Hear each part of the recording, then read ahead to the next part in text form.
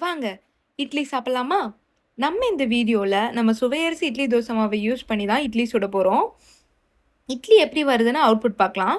நம்ம மாவ டெய்லியும் டெஸ்ட் பண்ணி தாங்க டெலிவரிக்கு நம்ம சென்ட் பண்றோம். நம்ம ஃப்ரெஷ்ஷா ப்ரிப்பேர் பண்ற பேட்டர டெய்லியும் நம்ம வீட்ல இட்லி அண்ட் தோசை 2மே செஞ்சு ப்ரிப்பேர் பண்ணி பார்த்துட்டு தான் நம்ம இங்கிருந்து டெலிவரிக்கு சென்ட் பண்ணுவோம். இங்க பாருங்க, இட்லி எப்படி எவ்ளோ சூப்பரா வந்திருக்குன்னு பாருங்க. அவ்ளோ சாஃப்ட்டா சூப்பரா இருக்குங்க. அத பார்த்தாலே உங்களுக்கு தெரியும் அது எவ்வளோ சாஃப்ட்டா இருக்கு அப்படின்னு சொல்லி.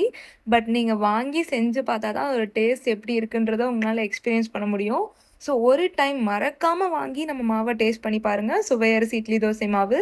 நீங்க கோயம்புத்தூர்ல இருக்கீங்க அப்படின்னா, சேரன் மாநகர், விளாங்குறிச்சி, விநாயகபுரம், சரவணம்பட்டி இந்த ஏரியால இருக்க சரௌண்டிங்ல இருக்க எல்லா ஷாப்ஸ்லயுமே மேக்ஸிமம் மாவு அவைலபிளா இருக்குங்க. மறக்காம வாங்கி ட்ரை பண்ணி பாருங்க.